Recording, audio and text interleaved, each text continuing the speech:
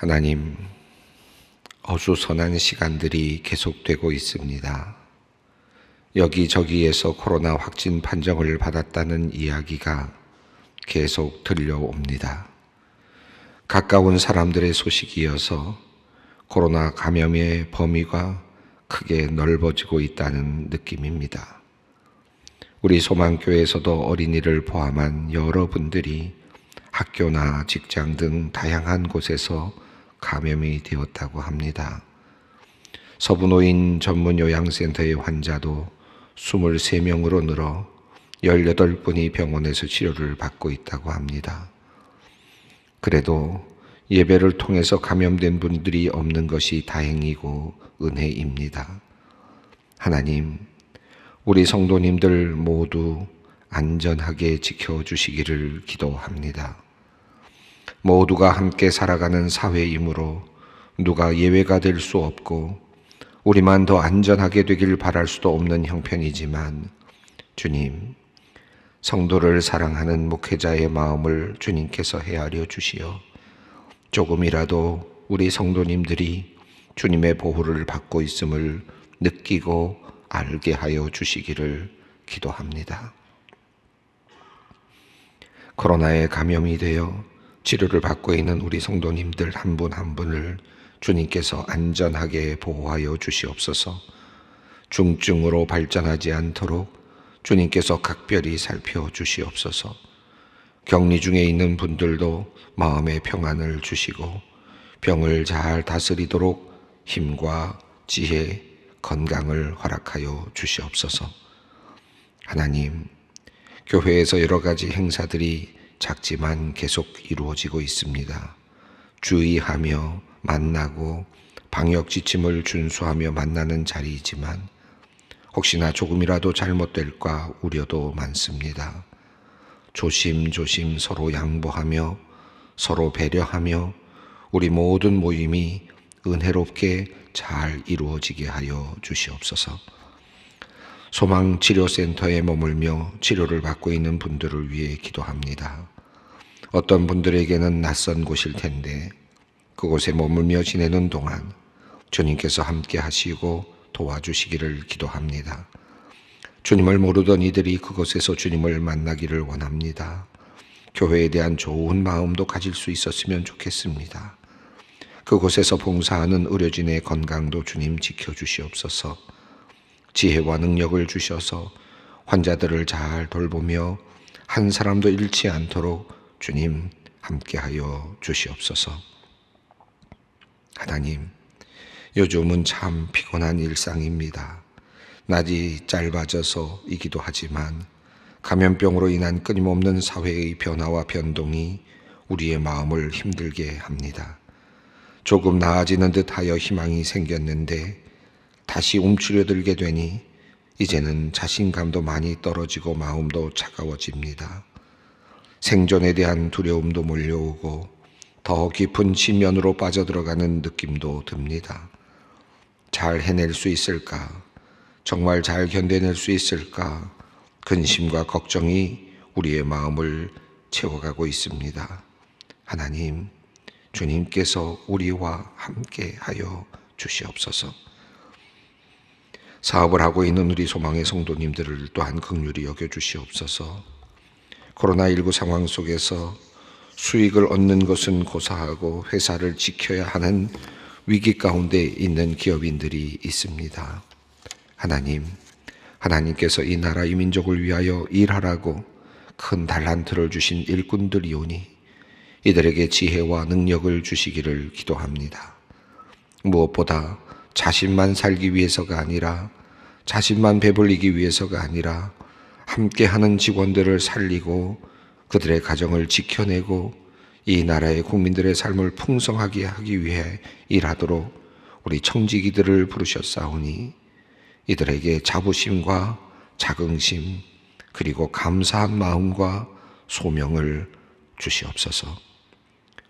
오늘 소망교회 사랑나눔부에서 사랑온기 나눔 행사로 강남구 서초구의 독고 어르신, 한부모 가정, 저소득 가정, 재가 장애우 등 700여 가정에 드릴 전기 매트를 주민센터에 전달하는 봉사를 합니다. 소망교회 성도들의 사랑의 마음이 함께 전달되어 어려운 가정에 많은 힘과 위로가 되게 하여 주시옵소서. 기뻐하는 교회를, 기뻐하시는 교회, 하나님께서 기뻐하시고 또 마음에 들어 하시는 교회를 세워나가게 하여 주시옵소서. 하나님, 소망의 성도님을 위해 기도합니다. 오늘 이 시간 간절한 기도의 제목을 가지고 기도의 자리에 앉은 성도님들 있습니다. 꼭 들어주시기를 바라는 마음으로 주님께 올려드리는 탄원을 주님 들어주시옵소서. 빠르게 응답하여 주시옵소서. 하나님의 살아계심과 도우심을 나타내 보여 주시옵소서. 지난 월요일 인공관절 수술을 받으신 권사님이 있습니다. 그리고 어제 화요일에는 암 수술을 받으신 집사님이 있습니다. 모두 수술이 잘 이루어지게 하시니 감사합니다. 이제 이어지는 모든 치료 가운데 하나님께서 함께 하시어 빠른 회복이 있게 하시고 무엇보다 주님과 더 가까워지는 영성의 회복도 함께 있게 하여 주시옵소서. 함께 기도하는 모든 분들의 기도를 들어주시고 주님께서 큰 기적을 위로로 허락하여 주시옵소서. 며칠 전 허리를 다쳐서 오늘 병원에 입원하시는 권사님이 있습니다. 1차 진단 결과로 압박골절이라 하는데 큰 수술 없이 잘 치료될 수 있도록 주님 도와주시옵소서. 남편 집사님도 몸과 마음에 응어리진 상처로 권사님의 도움 없이는 온전한 생활이 어려운 상황입니다. 하나님, 권사님을 도우시고 잘 치료해 주시옵소서. 그리하여 가정이 평안함을 되찾게 하여 주시옵소서. 이제 말씀을 마주합니다. 우리를 향해 들려주시는 주님의 말씀을 아멘으로 화답하며 받게 하여 주시옵소서. 우리의 삶을 이끌어 가시는 주님의 말씀 신뢰하며 오늘도 사랑을 심어가는 귀한 날 되게 하여 주시옵소서. 주 예수 그리스도의 이름으로 기도드리옵나이다. 아멘. 오늘 주시는 말씀 고린도후서 2장 12절로 17절까지 말씀입니다. 고린도후서 2장 12절로 17절까지 말씀 함께 봉독하겠습니다. 내가 그리스도의 복음을 위하여 드로아에 이름에 주 안에서 문이 내게 열렸으되 내가 내 형제 디도를 만나지 못하므로 내 심령이 편하지 못하여 그들을 작별하고 마게도냐로 갔노라. 항상 우리를 그리스도 안에서 이기게 하시고 우리로 말미암아 각처에서 그리스도를 아는 냄새를 나타내시는 하나님께 감사하노라. 우리는 구원받는 자들에게나 망하는 자들에게나 하나님 앞에서 그리스도의 향기니 이 사람에게는 사망으로부터 사망에 이르게 냄새요 저 사람에게는 생명으로부터 생명에 이르는 냄새라. 누가 이 일을 감당하리요? 우리는 수많은 사람들처럼 하나님의 말씀을 혼잡하게 하니 아니고 고순전함으로 하나님께 받은 것 같이 하나님 앞에서와 그리스도 안에서 말하노라. 고린도전서 2장 지금 12절에 이르렀습니다. 우리가 이미 살펴보았습니다마는 고린도 교회에 대한 인사로 시작된 그 고린도 후서이죠. 그리고 정말 그 고린도 교회로부터 배척을 받았던 그런 바울이 이제 디도를 통해서 좋은 소식을 받고 난 후에 감사한 마음으로 써 내려가는 내용이 앞부분에 있었습니다. 그래서 고난을 당하게 하시는 하나님, 그러나 위로하시는 하나님에 대한 이야기를 하면서 자기 자신이 고린도 교회를 통해서 고난을 얻었지만 그러나 그럼에도 불구하고 또 위로해 주시는 하나님에 대한 찬송이 이어졌습니다. 그리고 나서 고린도 교회를 향하여서 이제 이야기를 해 나갔는데 우리가 이제 지금까지는 부분적으로 안다라고 하는 이야기를 합니다. 그러면서 내가 육체적으로 어떤 것도 결정한 것이 없다. 그리고 일정 변경을 한 것에 대해서도 내가 어찌 육체적으로 결정을 했겠느냐라고 그렇게 이야기하면서 비록 우리가 지금 다 알진 못하지만 예수의 날에 우리가 온전하여 모두가 다 알게 되기를 바란다. 서로가 잘 알게 되기를 바란다 라고 말하면서 우리 모두가 서로에게 자랑이 되는 날, 서로에게 서로의 마음과 서로의 그 깊은 곳을 들여다보면서 서로가 서로를 향해서 서로 자랑할 수 있는 그런 날이 오기를 바란다. 이렇게 이제 인사를 시작을 했습니다. 그러면서 조금 더 구체적으로 내가 이제 고린도 교회에 돌아가지 않았던 이유에 대해서 설명을 했습니다. 그러면서 내가 너희를 아끼기 때문이다 라고 하는 이야기를 했죠. 그리고 이제 우리가 지난 시간에 읽었던 말씀에서는 나를 근심하게 했던 사람, 또 바울을 근심하게 했던 사람, 동시에 고린도 교회에 근심을 주었던 사람에 대한 이야기를 했습니다. 복수로 되어 있으니까 한 사람은 아닌 것 같은데 적어도 몇몇 사람들이 바울을 배척하는 일에 앞장섰고, 그리고 그들의 그 고린도 교회의 어떤 복음의 내용을 훼손하는 그와 같은 일들이 있지 않았을까 생각을 합니다. 그래서 그들이 벌을 받는 것은 마땅하다라고 그렇게 분명하게 선언을 하면서도 바울은 지난 시간에 말씀하기를 그들을 용서해야 되겠다, 용서하라 라고 그렇게 이야기를 했습니다. 용서해야 되는 이유가 세 가지였죠. 첫 번째는 그 당사자를 위해서 용서해야 된다. 그가 너무 근심에 깊이 쌓이면 안 된다. 그를 잃을까 두려워하는 그런 바울의 마음이 담겨 있습니다. 두 번째는 너희를 위해서 용서해야 된다라고 했습니다. 고린도 교회의 평안을 위해서, 또 교회의 미래를 위해서 용서해야 된다라고 하는 내용을 말했죠. 그리고 나서 세 번째는 사탄에게 속지 않기 위해서, 이것이 사탄의 계략이기 때문에 이것에 속지 않기 위해서 우리는 용서해야 된다라고 하는 그런 내용을 말했습니다. 자, 그리고 나서 이제 오늘 본문으로 왔습니다. 우리가 조금 길게 지금 두 번 우리가 띄었기 때문에 좀 이해가 안 되실 분들을 위해서 조금 더 맥락을 다시 짚어보았습니다. 자, 12절에서 이제 본인의 어떤 그 바울이 이제 그 일정에 대한 이야기를 하고 있습니다. 요 12절과 13절이 어느 부분인지를, 이제 사도행전의 어느 부분인지를 유추하게 만드는 아주 중요한 본문인데요. 12절을 읽어보겠습니다. 내가 그리스도의 복음을 위하여 드로아의 이름에 주 안에서 문이 내게 열렸으되, 복음을 위하여 드로아에 이르렀다라는 표현이 나오고 주 안에서 문이 열렸다라는 표현이 나왔습니다. 그러니까 이 내용을 보면 지금 바울의 3차 여행 이야기를 지금 하고 있다는 것을 알 수 있고요.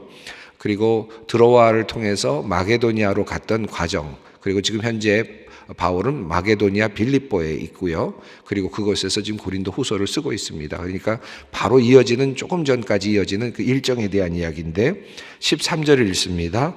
내가 내 형제 디도를 만나지 못함으로 내 심령이 편하지 못하여 그들을 작별하고 마게도냐로 갔노라. 예. 여러분, 3차 여행, 우리 지도 전에 우리 사도행전 때 보았던 지도가 있는데 한번 보실까요? 기억이 나실 것 같습니다. 여러분, 그 푸른색으로 화살표가 쭉 되어 있는 중간 부분쯤에 보시면 에베소라고 하는 지역이 있죠. 이 에베소 지역에서 많은 환란을 이제 당했습니다. 그곳에 머무르고 있었는데 머무는 중에 많은 환란을 당하고 떠날 수밖에 없는 그런 상황이 되었습니다. 여러분, 데메드리오 은장색, 그러니까 우상 만드는 사람이 이제 선동을 하면서 이 사도들을 압박했고 굉장히 어려운, 법정에도 끌려가고 어려움을 당하는 그런 장면이 사도행전 19장에 나옵니다. 그래서 이 본문의 내용, 지금 그 이야기를 하고 있는 본문은 사도행전 19장과 20장에 걸쳐서 나오는 내용을 지금 설명하고 있는 부분입니다. 그래서 지금 에베소에서 굉장히 큰 어려움을 당하였습니다. 그래서 고린도후서 그 1장 18절 이후에 보면 내가 아시아에서 당한 고난을 이야기하죠. 아시아에서 정말 큰 고난을 당했다라는 이야기를 하는데 아마도 이 에베소 지역에서 받았던 상당한 그 고난을 이야기하는 것 같습니다. 그래서 결국은 도망가듯이 에베소를 나옵니다. 나와서 드로아로 위로 쭉 올라가서 드로아 지역에 올라가죠. 20장, 사도행전 20장에 보면 드로아에 올라가서 그곳에서 이제 말씀을 전하기 시작하는데 그곳에서 유두고라고 하는 사람이 말씀을 듣다가 떨어져서 죽었다가 다시 살아나는 이제 그 장면도 나타납니다. 그러니까 드로아 지역에서 이제 말씀이 선포되고 교회가 설립되어 가는 그런 모습을 봅니다. 그런데 드로아에 계속 머무르지 못하죠. 그리고 이제 그 강을 바다를 건너서 이제 네아폴리 지역으로 지나가서 빌립보 지역으로 이제 갑니다. 마게도니아 지역으로 이제 올라가는 거죠. 이렇게 올라가는 과정에서 사도행전에서도 제가 말씀드렸습니다만 디도를 만나야 되는데 디도가 아직 오지 않습니다. 그러니까 고린도 교회의 디도 편에 눈물의 편지라고 하는 그런 2차 편지, 알려지지 않은 편지를 들려서 보냈던 거죠. 그리고 그 디도가 돌아오기만을 바라고 있는데 디도가 오지 않습니다. 아마도 드로아 지역쯤에서 만나기를 원했던 것 같아요. 그런데 드로아 지역에서 이제 겨울이 되면서 이제 바다를 넘어가기 어려우니까 아마 바다를 먼저 넘어갔을 가능성이 높습니다. 그래서 지금 빌립보 지역에 가는데 그쪽 지역에서 이제 디도를 만나게 되고 고린도 교회로부터 오는 좋은 소식을 들었던 거죠. 그러면서 빌립보에서 지금 고린도후서를 쓰고 있습니다. 자, 이 내용들을 이제 생각하면서 다시 12절, 13절을 보면 조금 더 그 흐름이 잡힙니다. 제가 한번 다시 읽어드리겠습니다. 내가 그리스도의 복음을 위하여 드로아의 이름에 주 안에서 문이 내게 열렸으되 내가 내 형제 디도를 만나지 못하므로 내 심령이 편하지 못하여 그들을 작별하고 마게도냐로 갔노라. 이렇게 이어지는 내용은 이제 13절에서 마게도냐로 갔다라고 이야기 됐는데 그리고 나서는 훌쩍 뛰어서 7장 5절로 넘어갑니다. 7장 5절 7장 5절에 보면 이제 그 7장 5절 부분에 마게도냐로 건너간 다음의 이야기가 이제 나와요. 그래서 이제 2장 14절부터 7장 4절까지는 하나의 또 다른 묶음으로 그렇게 되어 있습니다.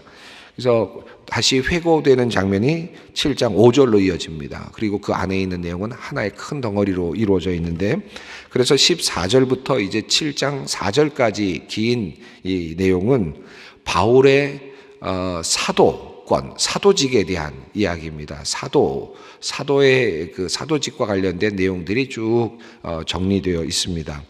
어떤 분들은 이 부분이 14절부터 2장 14절부터 7장 4절까지의 이 내용이 아마도 디도를 통해서 보냈던 중간 편지의 내용과 겹치는 부분이 아닐까 그렇게 유추하는 분들도 있습니다. 왜냐하면 아주 안타깝게도 사도의 어떤 직분을 간절히 본인이 어떤 변증하고 있기 때문입니다. 그래서 그런 면에서 본다면 아마 그런 가능성이 있지 않을까 이렇게 볼 수도 있겠습니다. 그래서 이제 14절부터 2장 14절부터는 이제 새로운 국면으로 하나의 주제로 들어갑니다. 사도로서 역할하고 있는 바울, 또 함께 복음을 전하고 있는 사람들, 그리스도의 복음의 전사들이라 그럴까요? 복음의 증인들이 어떤 역할을 해야 되는지, 어떤 사람들인지, 세상 사람들과 세상의 웅변가들과 세상에서 어떤 유랑 설교자들과 어떻게 다른지, 우리는 무엇을 갖고 있는지, 이 사도들은 어떤 존재들인지를 조금 더 보다 더 분명하게 확고하게 그렇게 이야기를 하는 내용입니다. 아마도 이렇게 이야기하게 된 이유는 고린도 교회에서 사도 바울을 배척하는 과정에서 일어났을 가능성이 있습니다. 어떤 거짓 선지자들을 더 추앙하면서 또는 거짓 선지자들에 의한 어떤 하나의 그 시도에 의해서 도리어 진짜 사도인 사도 바울이 배척당하고 그리고 복음을 전달하고 있는 사도 바울과 같은 그런 온전한 복음 전파자들이 도리어 배척을 당하고 있는 과정을 경험한 이 사도 바울이 진정한 사도권이 뭔가, 사도란 어떤 일을 하는 것인가 라고 하는 것에 대해서 이야기하고 있는 그런 장면이라고 이해하시면 좋겠습니다. 자, 그래서 14절부터 이제 조금 주제가 바뀌기 때문에 좀 혼란스러울 수 있습니다만 그냥 편안하게 읽으시면 크게 어려움은 없습니다. 14절을 읽습니다. 항상 우리를 그리스도 안에서 이기게 하시고 우리로 말미암아 각 처에서 그리스도를 아는 냄새를 나타내시는 하나님께 감사하노라. 그래서 이제 감사한다라는 표현이 나왔잖아요. 그래서 보통 우리가 이 서신의 서두 부분에 또는 이야기의 서두 부분에 감사한다라는 표현이 나오고 있어서 이제 어떤 분들은 14절부터가 또 새로운 어떤 하나의 글이지 않을까, 이렇게 잘라낸 글이 아닐까라고 또 보는 이유가 거기에 있습니다. 하나님께 감사하다라고 얘기했는데 두 가지를 이야기했습니다. 우리를 그리스도 안에서 이기게 하시고 라고 했습니다. 우리로 말미암아 각처에서 그리스도를 아는 냄새를 나타내시는 하나님께 감사하노라. 이기게 한다라는 말과 그리고 냄새라는 말이 나왔습니다. 이 서로 맞지 않는, 잘 이해가 되지 않는, 어떻게 이기게 하는 것과 냄새라는 것과 뭐가 이렇게 연결이 되는가 아마 조금 혼란스러울 수 있습니다. 이기게 한다는 것은 칼싸움과 같은 것으로 생각하면 피비린내가 나는 것인데, 그렇다면 냄새는 아주 안 좋은 냄새일 수도 있잖아요. 그런데 이것이 어떻게 연동이 될까? 여기서 중요한 단초는 이기게 하시고라고 하는 부분입니다. 여기서 이기게 하시고라는 말은 개선 황제가 개선할 때 끌고 가는 장면. 여러분 혹시 고대 로마의 어떤 관련된 영화를 보신 분들이 계신지 모르겠는데, 로마의 군사 장군이 이렇게 어느 곳을 정벌한 다음에 로마시로 이제 입성할 때, 이럴 때 환호가 있고 사람들이 팡파레가 있으면서 이제 사람들이 이제 구경하러 나오지 않습니까? 그러면 이제 앞선 장군이 있고 그리고 군사들이 있고 그리고는 노예들이 뒤따라오고 이제 끌려오는 거죠. 뒤에 끌려오는 장면이 보입니다. 이와 같은 개선의 행렬입니다. 이 개선의 행렬을 지금 이야기를 하는 겁니다. 그러니까 지금 그리스도 안에서 우리를 이기게 하셨다. 개선의 행렬에 참여하게 하셨다라고 했는데, 왜 이게 냄새하고 연결이 되느냐 하면, 로마의 그 개선 의식에서는 이렇게 향을 뿌리는 그런 의식이 함께 있었다고 합니다. 그러니까 향을 뿌려서 향기가 이렇게 나는, 그래서 개선 행렬 자체가 가지고 있는 어떤 하나의 품격을 만들어내는 그 향이 있었다고 합니다. 그러니까 지금 이 내용은 그 로마의 어떤 개선 행진에 관련돼서 개선 행진을 보았던 사람이라면 이해할 수 있는 이제 그런 모습이라고 생각이 됩니다. 그런데 보세요. 12절, 13절에서 지금 고난을 당하고 그리고 쫓겨나고 아시아에서 나간 고난, 그리고 또 디도를 만나지 못해서 지금 올라가고 있는 이런 상황, 계속되는 참 힘든 여정인데 이렇게 힘들고 초라하고 배척당하고 또는 또 이렇게 해서 고린도 교회로부터 지금 배척당했던 그런 시간도 있었고, 이런 시간들이 있었던 과정을 지금 쭉 돌아보고 있는 바울이 뭐라고 얘기하느냐 하면, 우리를 그리스도 안에서 이기게 하셨다. 개선 장군처럼 우리가 개선 장군을 따라가는 것과 같은 그런 곳으로 우리를 이끌어 가신다. 이 영적으로 보는 거죠. 그죠? 영적으로 보지 않으면 이렇게 볼 수가 없죠. 너무나도 비참하고 가난하고 배고프고 처참하고 그리고 배신당하고 이런 상황인데도 불구하고 영적으로 보고 있습니다. 우리를 그리스도 안에서 이기게 하시고 개선 장군과 같은 곳으로 그런 환호를 들으면서 영적으로 지금 볼 수밖에 없습니다. 그리고 그리스도를 아는 냄새, 이 향기, 지금 돌아오는 개선 행렬에서 느껴지는 그 향기, 이게 승리의 맛, 승리의 뭐랄까요? 승리의 향기라 그럴까요? 이 승리의 향기가 느껴지는 겁니다. 이 로마 사람들은 아마 그 향기를 딱 맡는 순간 이건 승리라고 하는 이 하나 매칭이 됐었을 텐데, 그런 승리의 향기가 느껴지는 이런 모습입니다. 이런 하나님께 감사한다. 도리어 척박하고 어려운 상황 속에서 이런 인사를 하고 있습니다. 만약에 이 내용이 두 번째 보낸 편지의 내용이었다면, 그 서두였다면 이것은 굉장한 또 다른 더 파워가 있겠죠. 여러분 생각해 보세요. 지금 고린도 교회에서 바울이 배척을 받아가지고 눈물로 편지를 쓰고 있는 편지 앞부분이라고 만약에 학자들이 생각하는 것처럼 그렇게 생각해 본다면, 이 내용은 상당한 내용이라고 할 수 있겠습니다. 배척받았고 지금 완전히 허물어져 있는 그런 상태 속에서도 영적인 승리를 예견하면서 우리를 그리스도 안에서 이기게 하시고, 개선 장군을 따라가는 것처럼 갈 수 있게 하시고, 개선의 자리에서 그런 향기가 나는 것과 같은 그렇게 해내시는 하나님께 감사한다. 이렇게 말할 수 있을까? 상당한 영적인 하나의 전쟁을 지금 보고 있는 그런 바울의 영적인 감각이라고 할 수 있겠습니다. 15절 말씀입니다.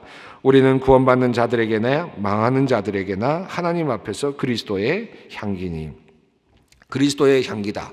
우리는 그리스도의 향기다. 승리의 향기다라고 했는데 이 그리스도의 향기가 누구에게 지금 연결되느냐 하면 수직적으로 수평적으로 연결됩니다. 하나는 하나님 앞에서 향기고 그리고 사람들 앞에서 향기인데 사람들에게서는 둘로 나눠집니다. 구원받는 자들에게 향기고 구원받지 못하는 자들에게 망하는 자들에게도 향기다. 이렇게 이야기를 합니다. 그리스도의 향기, 하나님께 드려지는 온전한 제물로서의 향기겠죠. 하나님께서 바쳐지는, 여기서 말하는 향기는 제물로서 바쳐질 때에 보여지는 그 어떤 향기로운 냄새, 구약적으로 말하면 향기로운 냄새입니다. 하나님께 바쳐지는 제물이 타는 냄새, 하나님 앞에서 이 제물이 타는 냄새입니다. 그리고 구원받는 자들에게나 구원받지 않는 자들에게는 어떤 의미겠습니까? 지금 여기서 아까 로마의 어떤 행진을 이야기했는데 승리의 어떤 그 향기일 수도 있겠고 동시에 또 향기로운 하나의 냄새일 수도 있겠습니다. 제단에서 드려지는 냄새일 수도 있겠습니다. 자, 16절 읽습니다. 이 사람에게는 사망으로부터 사망에 이르는 냄새요 저 사람에게는 생명으로부터 생명에 이르는 냄새라. 누가 이 일을 감당하리요? 이 하나님의 백성이며 또 사도들, 주님의 말씀을 전하는 우리들, 이 사도 바울을 지금 포함해서 14절에서 우리라는 표현을 했습니다. 이 사도 바울과 같은 사람들, 이 사람들은 지금 하나의 냄새다, 향기다. 어떤 사람들에게는 사망에 이르게 하는 냄새요, 어떤 사람들에게는 생명에 이르게 하는 그런 냄새이다. 누가 이 일을 감당하겠는가? 얼마나 어려운 일인가, 이 일이. 얼마나 참 힘든 일인가, 누가 이 일을 감당해낼 수 있겠는가 라고 하면서 지금 이렇게 표현을 했습니다. 그리고 이제 사도 바울이 17절에서 이렇게 이야기합니다. 함께 읽습니다. 우리는 수많은 사람들처럼 하나님의 말씀을 혼잡하게 하지 아니하고 곧 순전함으로 하나님께 받은 것 같이 하나님 앞에서와 그리스도 안에서 말하노라.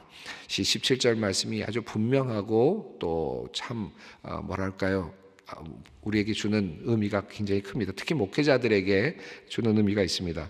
이렇게 읽을 수 있겠죠. 우리는 곧 순전함으로 하나님께 받은 것 같이 하나님 앞에서와 그리스도 안에서 말하노라. 사도 바울이 그렇게 말했다는 뜻입니다. 사도 바울은 또 사도들은 목회자들은 순전함으로 하나님께 받은 것 같이 하나님 앞에서와 그리스도 안에서 말한다. 이게 설교이죠. 복음 전파입니다. 지금 사도 바울은 그런 관점에서 복음을 전파했다라고 회고하고 있습니다. 여기서 누구처럼이라고 하지 않았습니다. 그 사이 중간에 이제 빈 부분이 있는데 괄호로 묶을 수 있겠는데 수많은 사람들처럼 하나님의 말씀을 혼잡하게 하지 아니하고 라고 하는 표현이 있습니다. 수많은 사람들, 유랑 설교자들, 그리고 또 추천서를 들고 다니면서 돌아다니는 사람들, 자기 자랑으로 이야기하는 사람들, 이런 사람들이죠. 그리고 생존을 위해서, 생활을 위해서 말하면서 먹고 사는 사람들, 거짓 증언을 하고 있는 사람들을 함께 포함하고 있습니다. 수많은 사람들처럼 하나님의 말씀을 혼잡하게 하지 아니하고 곧 순전함으로 하나님께 받은 것 같이 하나님 앞에서와 그리스도 안에서 말하노라. 사도 바울의 그 진정한 복음 전파자로서의 모습을 우리가 이 장면에서 다시 한번 볼 수 있습니다. 오늘 이 말씀을 읽으면서 우리 목회자들을 위해서 기도해 주시면 어떨까 싶습니다. 17절 말씀을 여러분이 붙잡으시고 우리 소망교회 목회자들이 순전함으로 하나님께 받은 것 같이 하나님 앞에서와 그리스도 안에서 말할 수 있기를, 온전한 복음을 전할 수 있도록 여러분께서 저를 포함해서 우리 모든 사역자들, 목회자들을 위해서 여러분 기도해 주시면 어떻겠습니까? 이제 계속해서 사도에 대한 이야기가 나오는데 이 사도는 목회자들을 생각하시면서 또 읽으셔도 좋겠고 여러분이 또 다른 또 사도성을 가지고 있는 복음의 전파자로서 또 이 말씀을 읽으셔도 좋겠습니다. 나도 또 순전하게 하나님께 받은 것 같이 하나님 앞에서 그리스도 안에서 말하겠다라고 하는 그런 또 다짐으로 받아들이셔도 좋겠습니다. 이 말씀 붙잡고 함께 기도의 자리로 나아가겠습니다. 하늘에 계신 우리 아버지, 아버지의 이름을 거룩하게 하시며 아버지의 나라가 오게 하시며 아버지의 뜻이 하늘에서와 같이 땅에서도 이루어지게 하소서. 오늘 우리에게 일용할 양식을 주시고 우리가 우리에게 잘못한 사람을 용서하여 준 것 같이 우리의 죄를 용서하여 주시고 우리를 시험에 빠지지 않게 하시고 악에서 구하소서. 나라와 권능과 영광이 영원히 아버지의 것입니다. 아멘.